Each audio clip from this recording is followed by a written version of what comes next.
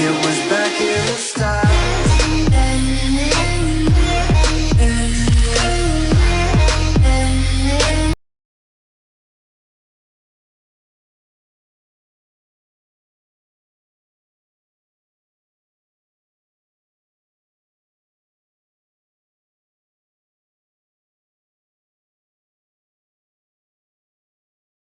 Kausalitas berbalik, reversality, adalah situasi di mana hubungan sebab akibat antara dua variabel diinterpretasikan secara terbalik.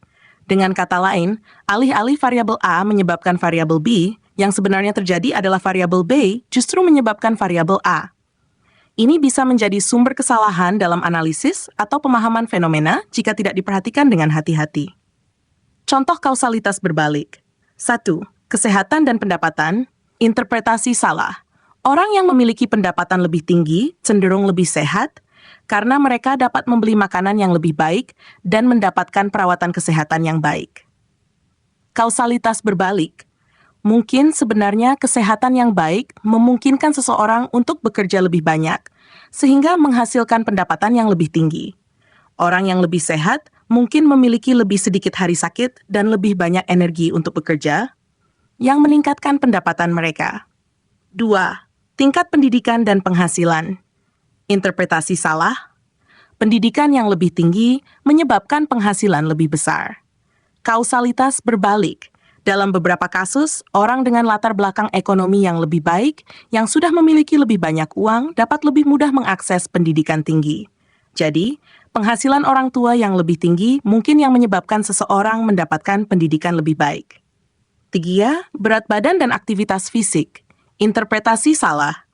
Orang dengan berat badan yang lebih rendah cenderung lebih aktif secara fisik.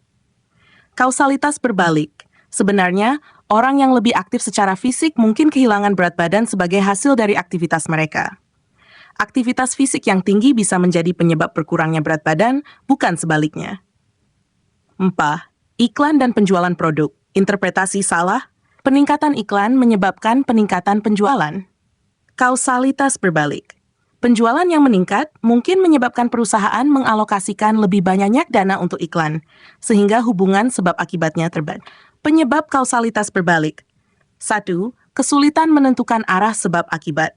Dalam beberapa situasi, sulit untuk menentukan mana yang datang terlebih dahulu, sebab atau akibat, karena kedua variabel bisa muncul secara bersamaan atau saling mempengaruhi satu sama lain dalam waktu yang berdekatan. Data longitudinal yang kurang. Jika data hanya diamati pada satu titik waktu, data cross-sectional, seringkali sulit untuk menentukan apakah A menyebabkan B atau B menyebabkan A. 3. Kesalahan pengukuran atau interpretasi. Dalam beberapa kasus, kesalahan dalam pengumpulan data atau pemahaman konteks bisa menyebabkan seseorang salah mengidentifikasi arah kausalitas. Implikasi kausalitas berbalik. Penelitian dan kebijakan. Jika kausalitas berbalik tidak dikenali, hasil penelitian atau kebijakan yang diambil berdasarkan penelitian tersebut bisa jadi tidak akurat atau bahkan berbahaya. Misalnya, jika seseorang salah menganggap bahwa peningkatan belanja iklan selalu menyebabkan penjualan yang lebih tinggi, maka keputusan bisnis bisa salah arah. Kesimpulan yang menyesatkan.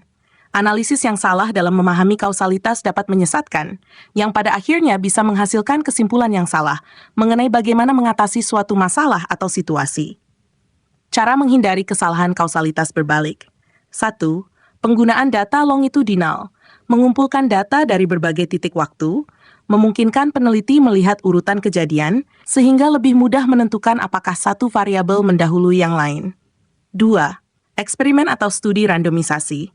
Eksperimen terkontrol memungkinkan pengendalian variabel lain dan dapat membantu menentukan arah sebab akibat secara lebih akurat.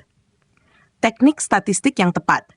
Metode statistik seperti analisis jalur atau analisis kausal dapat membantu dalam memisahkan efek kausal dari korelasi yang mungkin menyesatkan. Kesimpulan, kausalitas berbalik adalah salah satu tantangan utama dalam analisis kausal. Memahami dan mendeteksi kausalitas yang salah sangat penting dalam penelitian, pengambilan keputusan, dan analisis data. Dengan alat yang tepat dan pendekatan analitis yang hati-hati, kesalahan ini dapat dihindari, memungkinkan interpretasi yang lebih tepat dari hubungan antara variabel.